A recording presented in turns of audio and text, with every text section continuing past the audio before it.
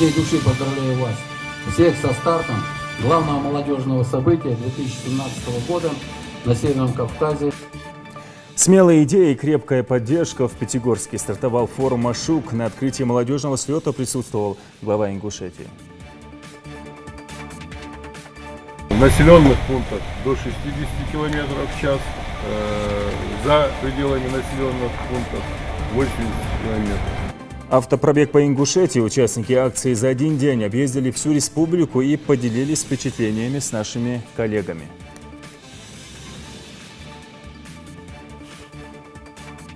Потребление газа. Вот горелка.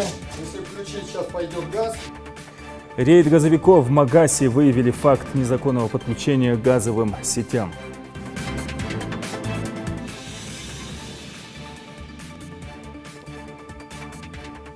Каждый из нас работает на зрителя. 4 года национальная телерадиокомпания готовится отметить свою годовщину, а «Жизнь за кадром» в выпуске.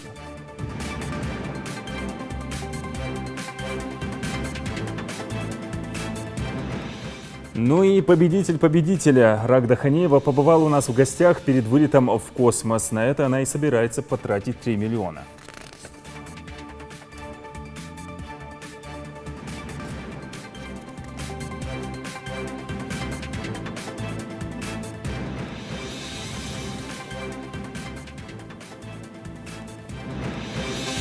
На телеканале Ингушетия информационная программа «Новости 24». Мы работаем в прямом эфире в студии Амирхан Зортов. Юнусбек Евкуров принял участие в торжественной церемонии открытия 8-го Северокавказского молодежного форума «Машук-2017», стартовавшего в Пятигорске. Началось мероприятие с традиционной экскурсии по лагерю. Гости ознакомились с особенностями форума и его обновленными площадками, а также осмотрели палаточный городок и арт-объекты, один из которых был посвящен 25-летию Ингушетии. Большой интерес у посетителей вызвала ярмарка проектов, где были представлены молодежные инициативы, реализованные благодаря грантам Машука. Главы республик охотно делились впечатлениями и с удовольствием отвечали на вопросы ребят. Юнусбек Евкуров пожелал участникам форума плодотворной работы и успешной защиты проектов. С главной сцены форума с приветственным выступлением обратился полномочный представитель президента Российской Федерации в Северокавказском федеральном округе Олег Белавинцев. Он отметил, что Машук собрал молодежь, которая будет трудиться для развития России. От всей души поздравляю вас всех со стартом главного молодежного события 2017 года на Северном Кавказе форума «Машук».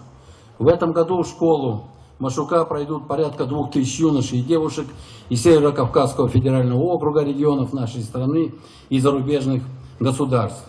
Пристальное внимание нашему форуму уделяет высшее руководство страны. По поручению главы государства я хотел бы огласить приветствие нашего национального лидера, президента Российской Федерации Владимира Владимировича Путина, участникам, организаторам и гостям Кавказского молодежного форума «Машук-2017». Дорогие друзья, приветствую вас по случаю открытия молодежного форума «Машук-2017». Важно, что такие серьезные, востребованные временем задачи, как развитие Северного Кавказа, объединили здесь, в Пятигорске, талантливую и энергичную молодежь, стремящуюся внести личный вклад в реализацию масштабных программ, направленных на раскрытие социально-экономического потенциала региона, совершенствование его инфраструктуры, повышение качества жизни людей, укрепление национального согласия. Отмечу, что организаторы постарались сделать ваше пребывание в Ставропольском крае продуктивным и комфортным. Глава Ингушетии провел рабочую встречу с секретарем Совета Безопасности Ахмедом Дзейтовым. Они обсудили общественно-политическую и криминогенную обстановку в республике. Юнусбек Евкуров поручил в преддверии 1 сентября во всех общеобразовательных заведениях республики провести проверки на предмет готовности к новому учебному году. В составе специальной комиссии автоинспекторы должны оценить уровень профилактической работы учебных заведений по предупреждению детского дорожно-транспортного травматизма. Обязательно сотрудников госавтоинспекции проверить паспорта дорожной безопасности, а также схемы безопасного подхода к школе. Особое внимание Юнусбек Евкуров уделил улично-дорожной сети вблизи общеобразовательных учреждений, ее эксплуатационному состоянию и обеспечению безопасности движения детей. 15 числа начать акцию, с 20, наверное. Внимание, школьник, начало учебного периода. И проверить прям буквально там день-два. Я сегодня начальнику ГИБДД с утра об этом тоже сказал. Возле всех учебных заведений проверить пешеходки, условия, лежачие полицейские. Особо взять сейчас на контроль, на личный контроль. Школы на 1500 мест, чтобы там были условия созданы. Прямо свою комиссию вместе с начальником ГИБДД заставить власти, те, кто должен это сделать. Там, где светофор, значит светофор, там, где лежачие полицейские, завороты, повороты и так далее. И при необходимости выставлять там посты ДПС с утра и в обед, в момент, когда дети расходятся. Школа в районе Абигу на Серкорте, там через федеральную трассу перехода, там тоже лежачие полицейские согласовать. Булгучеву сегодня там я задачу тоже поставлю, на контроль взять, чтобы это все было. Там у нас в рамках коалиционного совещания до 1 августа они должны установить светофоры. Нет, уже сейчас время какое, смотрите, уже 1 августа наступило, почему нет?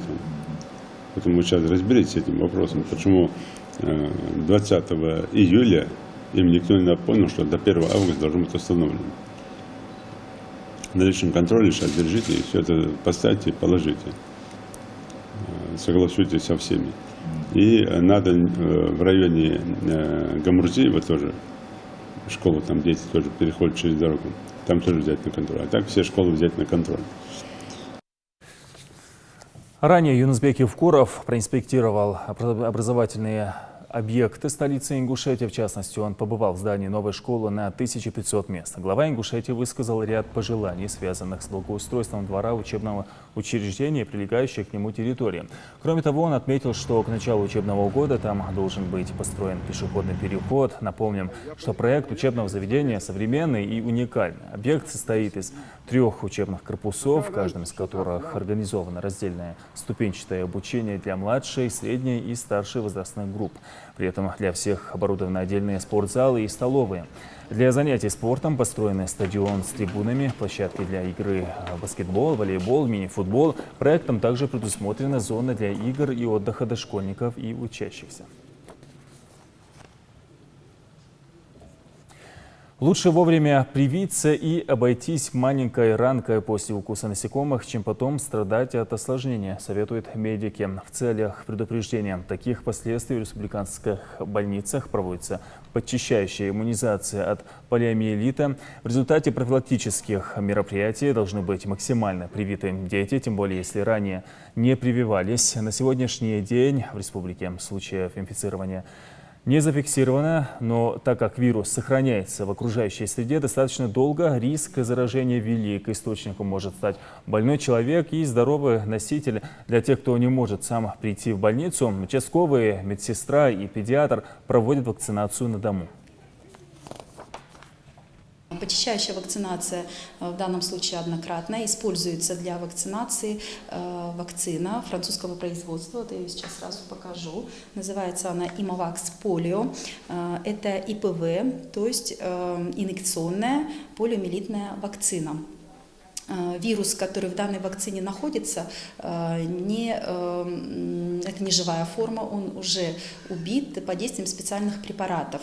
Поэтому данная вакцина не имеет противопоказаний для использования и не оставляет никаких побочных действий впоследствии. Единственные, какие побочные эффекты могут быть, как и на любой лекарственный препарат, это может быть аллергическая реакция непосредственно на компоненты данной вакцины. Но и эти все симптомы снимаются назначением препаратов противоаллергического ряда. Колонна из 10 учебных автомобилей ДСА в России устроили автопробег по Ингушетии. Акцию приурочили к празднованию 25-летия республики и 90-летию со дня образования добровольного общества содействия армии, авиации и флоту. Участники целый день катались по республике, ну а завершилась акция Сунжского дворца культуры, где активистов ждали национальные блюда и лезгинка. Материал Юсупа Гилисханова. Дисциплина должна быть строгая. В населенных пунктах до 60 км в час, за пределами населенных пунктов 80 км. Следовать в колонне строго по очереди и самое главное не нарушать правила дорожного движения. Такой инструктаж дают участникам перед стартом. Путь их начался с утра в Икажево, а теперь колонна из 10 учебных автомобилей приближается к столице республики. С гордостью за прошлое, с ответственностью за настоящее, с уверенностью в будущее. Таков девиз сегодняшней акции. Первая остановка у мемориала памяти и славы. После памятного фото у памятника последнему защитнику Брестской крепости колонна направляется к площади Алания, к башне Согласия. В Магасе гостей встречает заместитель председателя правительства Зяудин Даурбеков. Возглавляет колонну Ислам Баркинхоев. Именно он руководит маршрутом сегодняшнего путешествия. В сфере обучения молодежи вождению он трудится свыше 20 лет. В проведении такого рода акций видит одни плюсы. Польза то, что, как говорится, нас видят. Знают, что есть ДОСААФ, и который, как говорится, на сегодняшний день существует и приносит очень хорошие, как говорится, плоды для подготовки молодежи в ряды российской армии и для народного хозяйства. Мы занимаемся подготовкой водителей. Задерживаться долго на одном месте ребятам никак нельзя, ведь им предстоит объездить всю республику за один день. Завершив поездку по Назрановскому району, участники автопробега держат курс на город воинской славы. Кстати, в акции участвуют и юноармейцы. При въезде в Малгобек колонна тормозит у еще одной достопримечательности. Танк ИС-3, памятник воина 52-й танковой бригады защитника Малгобека. Невозможно проехать этот памятник, не остановившись, потому что нужно чтить память тех воинов, которые тут воевали и освобождали этот город. И в честь этого мы остановились и сделали памятное фото. С Малгобеком связывают в первую очередь героическую оборону Кавказа. Участники автопробега отдают дань памяти мужественным и стойким защитникам города. Ребята побывали у Вечного огня и могилы неизвестного солдата, посвященным всем, кто отстаивал свою родину и честь. Нам сегодня было очень приятно, что нас пригласили, вспомнили, и мы приняли участие. Ну, лично для себя могу сказать, что данный автопробег закончится тем, что я стану курсантом их автошколы. Это уже решение окончательное. Несмотря на свой возраст, я все-таки решила попробовать свои силы. Если получится, думаю, я пополню ряды автолюбителей республики. Но на этом покидать город воинской славы активисты не спешат. Несмотря на аномальную жару, дальше свой путь по городу участники решают продолжить пешком. После посещения памятника участники автопробега прибыли на городской сквер Малгобека, где местной администрацией организована концертная программа. Жителям города Малгобека очень приятно, что автопробег, который проходит в год 90-летия юбилейного года ДОСААФ, самоорганизации, 25-летия образования на нашей республике, посетил наш город. Хотя, конечно, вы знаете, все автопробеги, которые проходили на территории нашей республики, начинались и заканчивались обычно в нашем городе воинской славы Малгобек. И мы, конечно, жители очень это приветствуем. Главной целью ДОСААФ России или Добровольного общества содействия армии, авиации и флоту – это содействие укреплению обороноспособности страны и национальной безопасности. Общество образовано ровно 90 лет назад и за свое время существования выпустило немало специалистов. Ибрагим Хадзиев рассказывает, помимо выполнения заказа Минобороны, в ДОСААФ также занимаются обучением безработных жителей, направляемых Центром занятости. Настроение у нас боевое, хорошее. Хотел бы поблагодарить администрацию города Малгобек за такой теплый прием. Хотел бы поздравить всех наших работников, всех нас с этим праздником.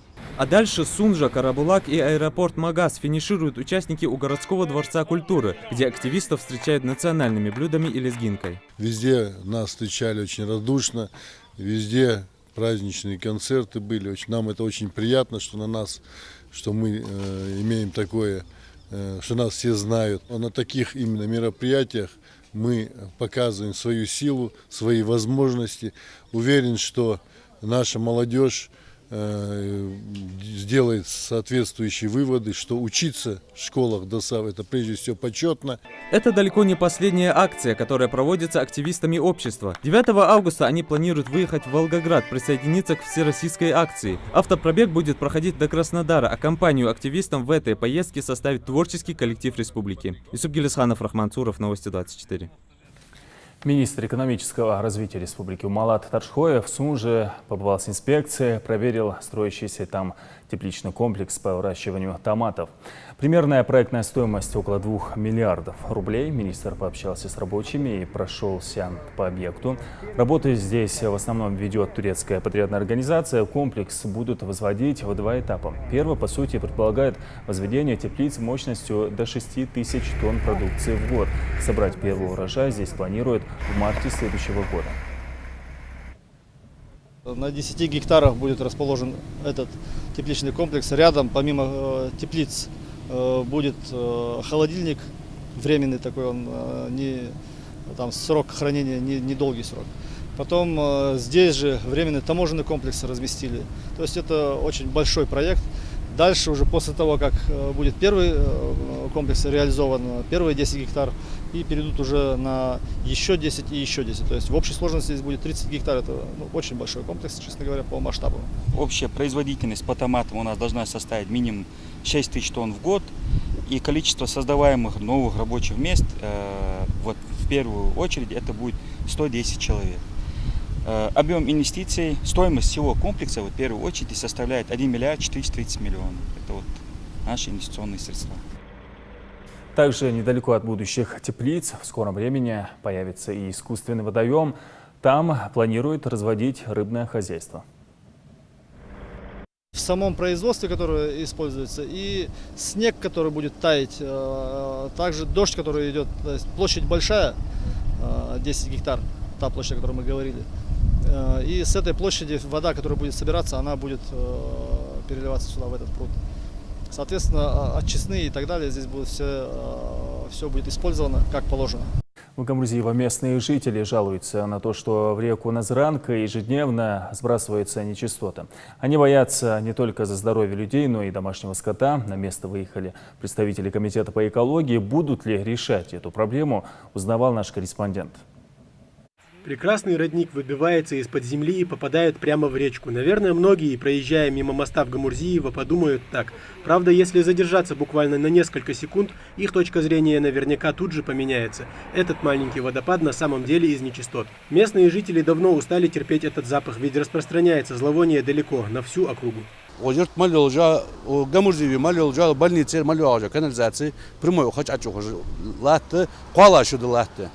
تغن توایو قوان توایو تغن زپوستی تگی هنس استغرام چقیسای و سمعت جرولی کیش چقیسای و ربشی تق ازمنی خلوجات قوزده ابي شاتر ماركاد يعني تغن اغزا بوستي تو قوان زپوستی تو яжден لا تدقيق قولا شو دق لا تشتات شو لا تشتات.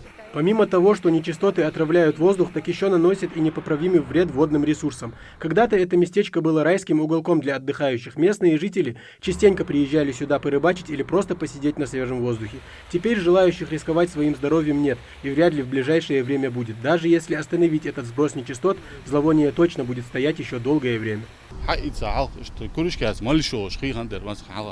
اوشد يعني بوات شعر بار صندوق دواشان فريل تاع تنشخيشو خلج بو فريل تاع شعر خلوش حنزه لوتشي شو داتوش اخ يعيش وموج خان عقلنا لوتشي شو موتك خلروز حل انجلوج خان خليشاتوز ياقيوش проблемы صراحه حالتي اوالش любое время حالتي اوالش خوش وونسا حجي حوش сатуешатш. В Комэкологии региона уже входит в привычку проводить исследования подобных злостных экологических нарушений, только нарушителей меньше не становится.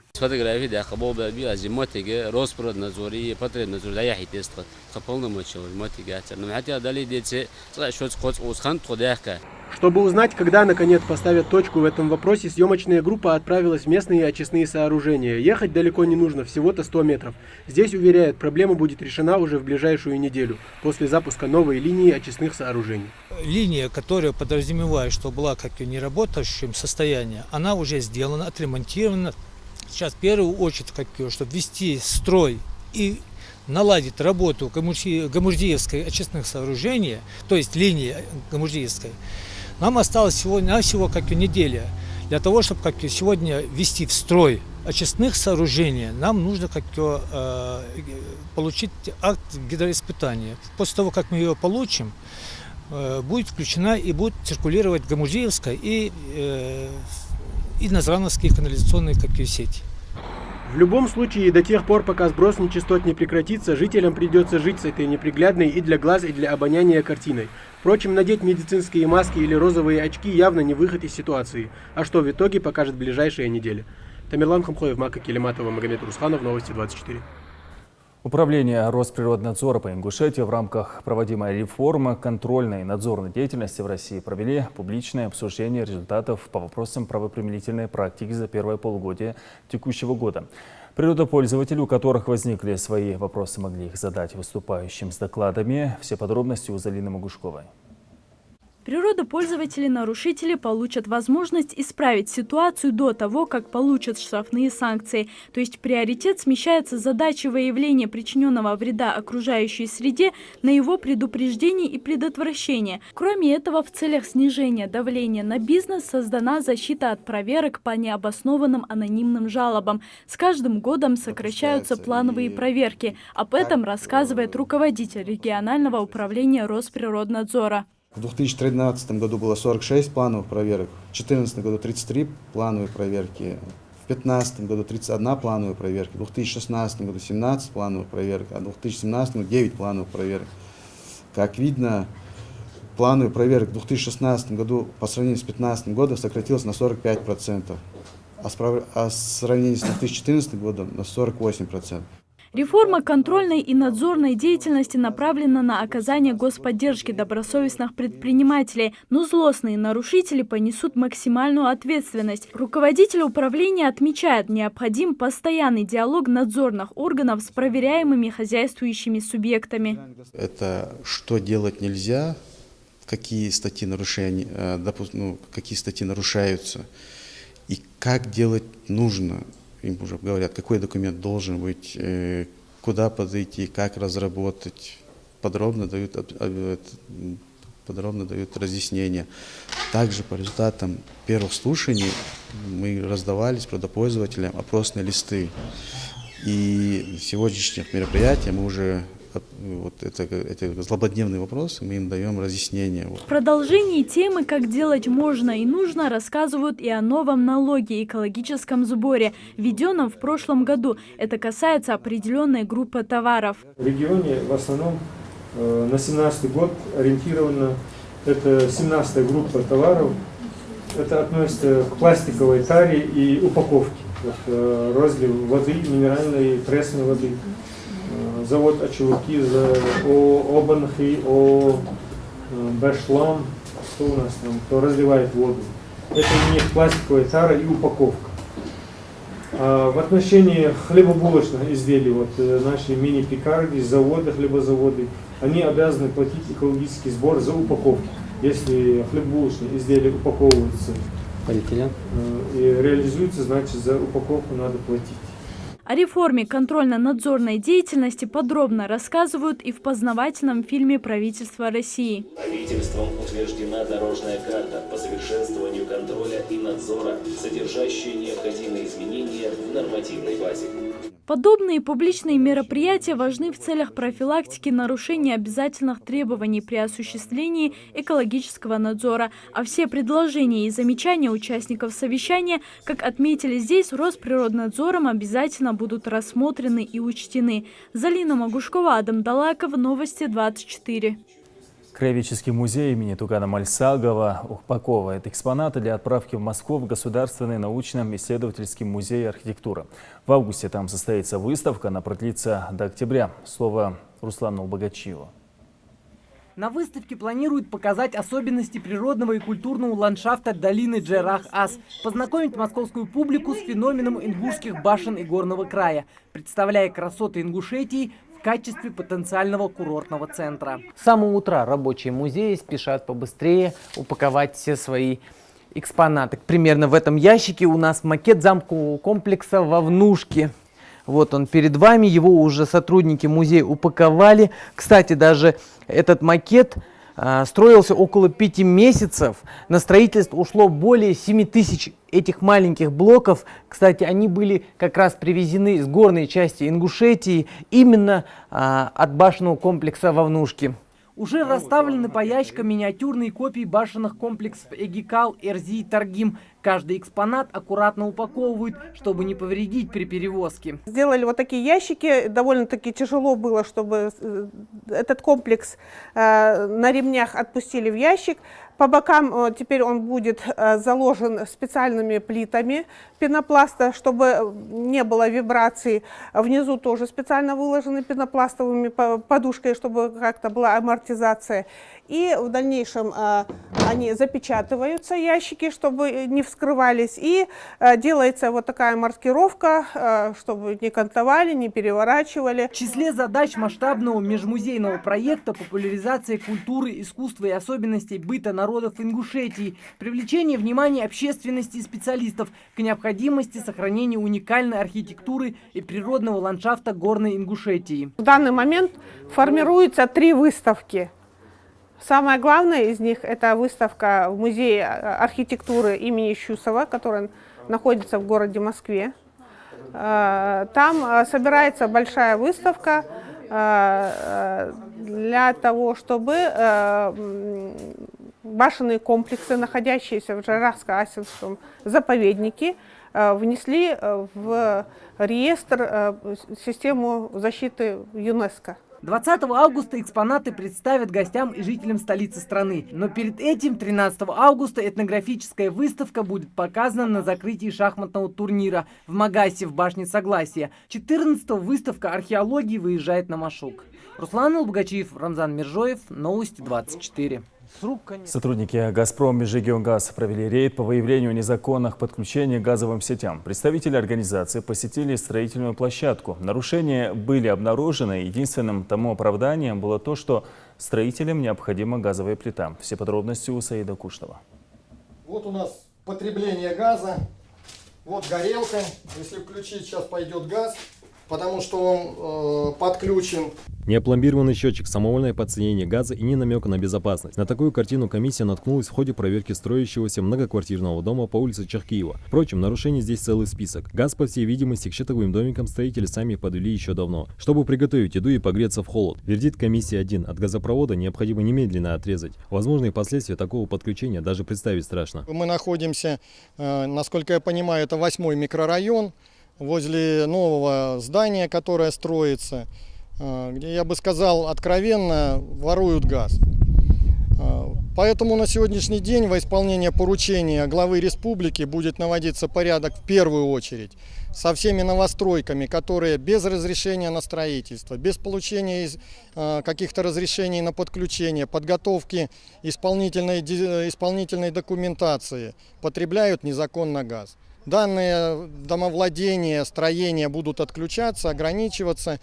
Значит, все документы будут передаваться в правоохранительные органы, а правоохранительные органы будут уже принимать решения по наказанию данных потребителей. Как утверждает начальник строительного участка, столовая закрыта еще с Нового года. Работы по штукатурке и покладке в основном завершены. И на объекте трудится больше десятка строителей, которые обед приносят с собой. Сейчас мы раньше зашли, здесь невозможно было дышать, потому что концентрация газа была недопустимая.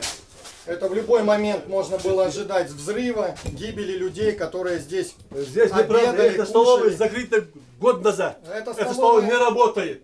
Поэтому здесь эта столовая закрыта в Рамадан, когда вот был праздник, она закрыта. Закрылась эта столовая. Газ до сих пор идет. На сегодняшний день долг республики за газ перевалил за 5 миллиардов рублей. Эту ситуацию в «Газпром» Межрегионгаз недавно обсуждали на совещании с главой региона, где он указал на ошибки и недочеты в работе газовой компании. С целью устранения этих недостатков и приехала рабочая группа из Воронежа, Оренбурга и Липецка. Первым делом комиссия взялась за выявление незаконных подключений к газовой сети. Счетчик обломбирован, они проверяли. Но здесь это строительный объект, там сейчас плитки обделывают. Может, там кто-то зацепил, может, доска зацепила, высвалилась. Факт то, что газовики приезжают вовремя, каждый в конце месяца берут, записывают показания счетчиков, мы оплачиваем. Это шланг, о котором вы говорите. Шланг, это металлопластическая шланга, мы думали, это позволено. Комиссия предупреждает, плановые мероприятия по выявлению незаконных подключений к газопроводу пройдут во всех городах и районах республики. Саид Куштах, Майербек Миржоев, Новости 24. Национальный телеканал готовится к очередной годовщине официального открытия. Нам исполняется 4 года. За это время телеканал обзавелся обширной зрительской аудиторией. Будни и праздники рядовых жителей республики, предпринимателей, общественных деятелей, влиятельных политиков, острые проблемы города и села. Обо всем этом рассказываем зрителям не только из самых отдаленных уголков республики и всей России, но и в странах Европы и даже мира. Чтобы оперативно доставлять зрителю информацию, над контентом национального работают десятки людей. О жизни за кадром Мадина Пугоева.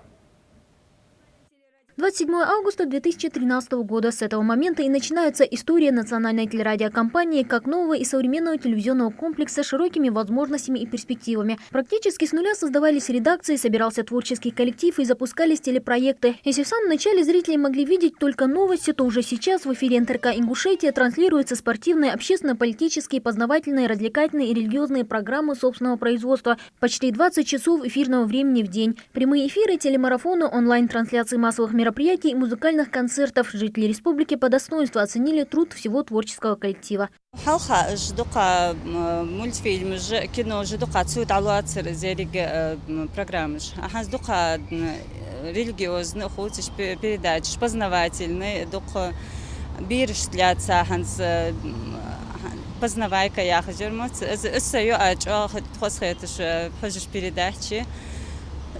Ханс халханчинги ханзерьери хажичун ханзерьо передачи до хозахет. Манах межди кидам болхи қалнах бахиш мичицигичи. Царьяг жахт хихм гладух احتباس تصوغ программы же бусубдина гляца. Немало у телезрителей предложение пополнить контент национальной телерадиокомпании новыми проектами. Кто-то хочет видеть в эфире НТРК больше программ с уклоном на культуру, традиции и быт ингушского народа. Кому-то важно, чтобы внимание уделялось молодому поколению. А другие и вовсе уверены, что, будучи одной из влиятельных сфер деятельности, телевидение сможет принести немало пользы обществу. Книги мы запустили, интернет как бы это одно. Соответственно, на телевидении нужно побольше говорить о том, чтобы люди себя берегли, молодежь себя берегла. Это наше будущее. Чтобы больше чуть-чуть рассказали бы о нашем языке, о проблемах нашего языка, потому что понятно, что все языки должны знать. Чем больше мы знаем, тем больше мы прогрессируемся. Единственная проблема в том, что мне кажется, что мы теряем наш язык, ценности нашего языка. Я бы хотела увидеть программы с играми, развивающими играми между студентами, учащимися в школе. Немало в сетке вещания национальной телерадиокомпании и познавательных программ. Мадина Яблоева, к примеру, курирует сразу 2 проекта. Первый с уклоном на литературу. В нем телеведущая рассказывает про книжные издания известных писателей и самое интересное из мира поэзии. Во втором девушка погружает зрителей вглубь истории ингушского народа, его культуру, традиции, показывает и вместе со своими героями изучает древние памятники архитектуры. В ходе работы над проектом, конечно, много интересного узнаешь для себя. Например, вышла в конце прошлого года книга Мусы Аушева, и уже через свой книжный проект я узнала очень интересную историческую тему.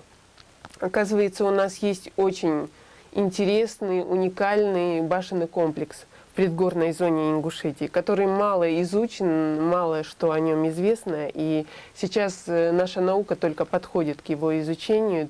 Помимо социально значимых программ, контент телерадиокомпании разбавлен и развлекательными передачами, такими как «Шуан Лярха» или, благодаря которым телезрители могут поздравить своих родных и близких и заказать для них музыкальную композицию. Даже в этом проекте авторы постарались использовать эфирное время во благо своим зрителям. Каждый из нас работает на зрителя, и учитывая то, что в основном наши зрители – это представители старшего поколения, которые по вечерам включают телевизор и хотели бы слышать именно программы на родном ингушском языке. Соответственно, я считаю, что, скорее всего, связано и востребовано именно с этой точки зрения. Популяризация нашего родного языка посредством именно телевидения, таких развлекательных программ, которые идут именно на ингушском языке, это дает свои плоды. Пожалуй, главное и востребованное в эфире национального ТВ – это новости, самые яркие события дня, уникальные герои и их истории, рубрика «На злобу дня» и многое другое. Все это теперь можно смотреть онлайн на официальном сайте НТРК Ингушетия при помощи мобильного приложения, а также в социальных сетях. Мадина Пугоева, Хаваш Гуйгов, Новости 24. Вкусно поесть и приятно посидеть в прекрасной атмосфере можно в ресторане «Асса». Там вас ожидают изыски кавказской кухни, приветливый персонал и живописный вид. Там уже успел отдохнуть мой коллега Руслан Албогачиев. Что сегодня знает о современном Кавказе? По сути, немного. Кавказская кухня, современное искусство. И не только все это посетителей ждет в новом ресторане национальной кухни «Асса». Ресторанный дворик – это настоящий уголок, где царит кавказское гостеприимство с той самой домашней кухней, что обросла легендами еще в советское время. В среднем мы принимаем где-то до 100 человек. 100-150 человек могут одновременно здесь сесть, посидеть, провести здесь банкет могут, заказать банкет могут. Также можем предложить европейскую кухню на выбор клиента.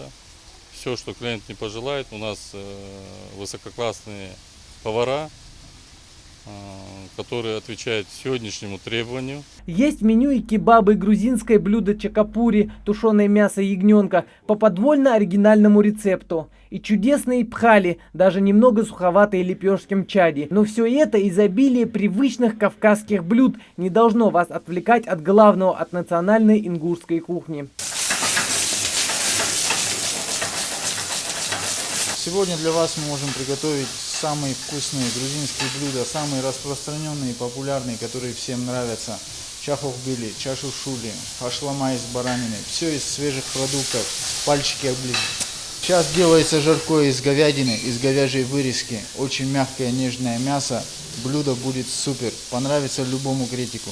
Название ресторана уже само по себе воодушевляет и сразу же окунает в незабываемую кавказскую атмосферу. Нельзя не отметить и саму архитектуру ресторана, выполненную в деревянном стиле, впечатляет словно небольшие старинные домики. Новое дыхание в городской жизни будет по нраву каждому пришедшему. Привлекательная дружеская атмосфера не может не порадовать. Можно в семейном или в дружеской компании отмечать праздники. Гуляли по набережной с детьми зайти, чтобы тоже узнали, как вкусно здесь готовят. Здесь разная кухня, грузинская, национальная, наша ингушская, европейская. И вот я предложила детям, давайте пойдем покушаем шашлык из баранины, курицы, как по заказу сделают нам. И так решили посидеть немножко, поужинать. И, знаете, очень вкусно готовят, и я бы рекомендовала, чтобы наши жители республики посещали чаще это место. А внутри большой уютный банкетный зал. Интерьер отлично подходит как для проведения корпоративов и свадебных торжеств. Меню представлено самыми изысканными блюдами национальной кухни. И все это по доступным ценам. В данный момент мы сейчас находимся в здании гостиницы «Асса», в ресторанном зале, в котором также могут проводить свои мероприятия наши гости, жители столицы. Ну а уставшие с дороги путники или гости республики могут остановиться в гостинице «Асса», где для посетителей представлены 3 типа комфортных номеров: одноместный, двухместный и номер люкс с видом на город. Ресторан «Асса» расположен на набережной городского пруда в очень живописном районе, утопающей в зелени деревьев. И такая идиллия точно не оставит равнодушным ни одного посетителя. Руслан Албогачиев, Майрбек Миржоев, Новости 24. Рагда Ханиева выиграла 3 миллиона рублей в шоу «Победитель». Об этом говорит вся страна. Финал самого непредсказуемого вокального конкурса состоялся на Первом канале в пятницу. Последний выпуск стал особенно эмоциональным. Организаторы проекта решили еще больше пощекотать нервы финалистам. Дмитрий Нагиев объявил о незначительных изменениях в правилах. О капельной группе «Invoice» и 19-летняя Рагде Ханиевой за шаг до победы ведущий предложил забрать 1,5 миллиона и покинуть шоу, не дожидаясь голосования экспертов. Однако и парни из «Invoice», и Рагда такой возможности отказались. В результате голосования главный приз достался нашей землячке.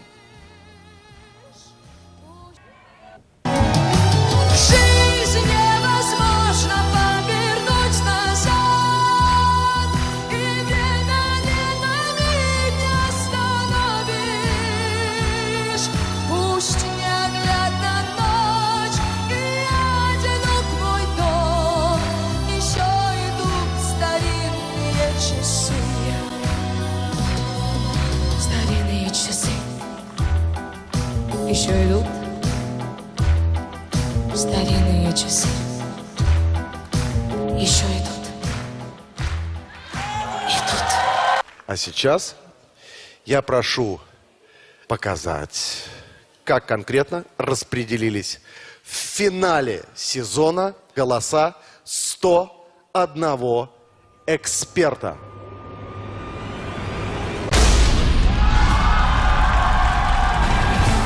Рагда Ханиева становится победителем мегапроекта «Победитель». И та самая девочка, которая покорила своим голосом всю страну, сейчас находится в нашей студии. Рагда, здравствуй. Всем привет, здравствуйте. Рагда, расскажи, каково это, когда тебя обсуждают и восхищается вся страна? Это, безусловно, очень приятно и очень радостно, когда за тебя болела вся страна и твоя родная республика. И так тебя поддержала, мне было безумно-безумно приятно. Были моменты, мне показалось, я сам наблюдал, когда ты все-таки хотела нажать на кнопку и забрать деньги. Это были моменты, когда ты в себе засомневалась? Были такие моменты? Конечно, были такие моменты. Ты вообще моменты. в себе уверена, когда выступаешь на сцене? Не на все 100% уверен. Ну, есть какая-то доля уверенности в себе, но без нее потому что никак. Но нет такого, что я прям очень уверена в себе и считаю, что лучше меня нет никого. А бывает так, что ты можешь так судить соперника, что вот, значит, его я обыграю, смогу побить. Это сильный соперник. Нет, ни в коем случае до момента самого выступления я так не думаю, потому что каждый артист, каждый певец достойный, каждый поет по-своему, у каждого свой голос. И я всегда стараюсь свои возможности расценивать хуже, чем возможности моего соперника, потому что так у тебя больше стимула и больше какого-то желания достичь своей планки, которой ты хочешь достичь. Давай поговорим о твоей подружке. Как ее звали? Звезда Вера. Ну, Вера, звезда, я имею в виду, звезда, которая на небе. Да, в буквальном смысле. И как полетим к Вере? Да, Лэндали, полетим к ней, потому что уже есть возможность, и появилась такая возможность. Узнавала. Вера, жди меня. Узнавала. Так все-таки с Верой вы дружите давно? Давно. Мне было 8 лет, когда я с ней познакомилась.